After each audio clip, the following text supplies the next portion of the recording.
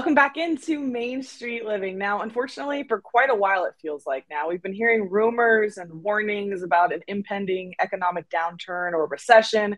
And while that's not something we can really control, there are things we can do to be better prepared. That's true, Danielle. Laurie Rowley is here with some great advice on how we can get our own finances ready for anything that's heading our way. Welcome to Main Street Living. Laurie, how are you doing? Hi, thanks for having me here. I'm great, thanks. How are you? Well, getting a little scared. I mean, we're hearing from every side that we're heading for an economic downturn. So should we be as afraid as I look right now? I don't think so. It happens. It hasn't happened in a while, so we're all kind of used to it not happening. But these things are kind of normal in the economic outlook. Of course, when in the middle of it, it can feel really scary. And part of that, I think, is due to some folks if they don't have their finances in order. So I think that there's a sort of calm feeling that can happen as we kind of go up and down in the market if you kind of feel like you have your financial situation squared away. Wow. So, Laurie, if you do try and plan for those up and downs, but then you're really tight, you're watching your purse strings, savings, it seems like, is the first thing you turn to. What's your advice regarding that? Turn to something else. I would. So there's a couple of things that I'm telling folks to do. So it's funny that actually savings goes up in economic downturns because people feel like I got to have something here if something goes wrong, which is the right instinct, but you should keep doing it all the time. But there's a couple of things that we've been talking about with folks in our community that can really help them reduce their costs and then either save or continue to save. So two areas that I tell people to keep a close eye on. So one is subscription services. So we all have a lot of subscription services for things that we either entertainment or delivery services, et cetera. Those can be really expensive and you don't really realize how much you're spending in them. The average person in America spends about $300 a month on subscription services. If you put that money into your retirement, that's going to be a giant nest egg when you need it. And so if you put in $300 today, that could be like, $15,000 in 20 years. So my advice to people is review those subscription services, cut them off if you don't need them, or consolidate. So that's one area of big savings that people can have. And the second one is the explosion of buy now, pay later services, right? Where you can buy things on that service instead of a credit card. Those are coming back to bite people. So I would recommend not using that, keeping your credit cards low as possible, and making sure you're not paying high fees on credit cards.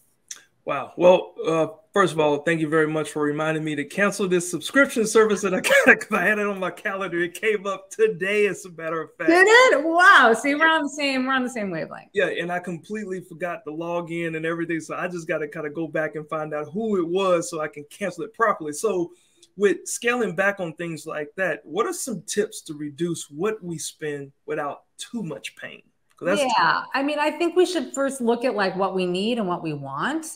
And I would start trying to trim off the wants. I hate this idea of like, well, don't go out and have a coffee, save money on not getting latte. We all need our coffee, right? We all need to be able to watch movies on demand sometimes, but it's more like that other stuff you don't really need, maybe pulling back. Those little things can add up. So I would just say, set apart like an hour like you're going to do and like look at your subscription services, look at where you're spending money, and just see if you can dial back in ways that you don't notice. I mean, we don't want to feel like we're living these really constrained lives, but I mean, for all of us, there are ways that we can pull back our spending a bit. And if you put money into savings, that's going to make you feel better, right? You'll just have a better feeling about yourself and life in general.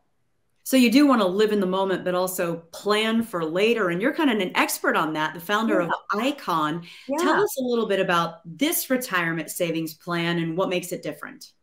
Well, first of all, I've been in the retirement industry for years. And, I would say that when you talk to people, either business owners or even individuals using a retirement plan, when you kind of bring up the topic, it's sort of like something dreadful that people want to talk about, right? It's kind of like going to the dentist, like something you need to do, but you don't really want to do it because it's super complicated and it's hard for people to understand. And the industry has not done a good job of making it easy for people.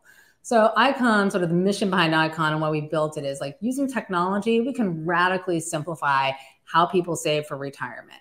So we've pulled out all of the high fees, all the jargon, all the junk that's in there, and deliver people a really high quality, easy to use plan that's super simple, right? Savings is hard. We've just been talking about how hard it is for folks to save. So my philosophy is the act of savings is hard. Let's make it really easy to invest and save for your future by making it really streamlined and easy, and really built a retirement plan that's built to help individuals save, not cause confusion and more anxiety around retirement savings.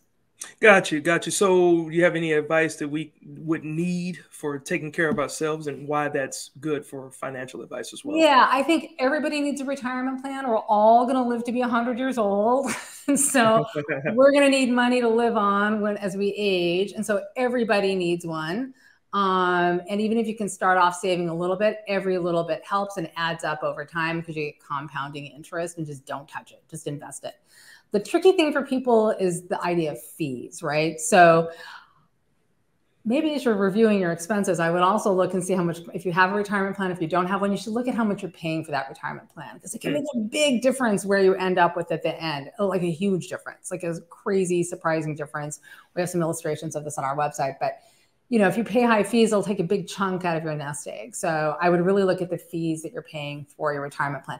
People don't realize they're paying fees for that, and they are. So I would just do a little digging around and see what you can do. Because if you do that now, it'll kind of set you up on the right trajectory for the future. Great advice. So you mentioned that website. What is it? How people can follow you from more? Yeah, so it's iconssavingsplan.com. We have information there for both employers and for individual savers. We get a lot of questions just about the retirement industry. So we have a whole financial academy there where people can interact and get unbiased information about how to make financial decisions that are in your own best interest. Awesome. Thank you so much for joining us. Great advice. Thank you so much. Have a good rest of your day. You too. Take care. All right, let's continue this. Ways that you can take care of your health and well-being coming up next.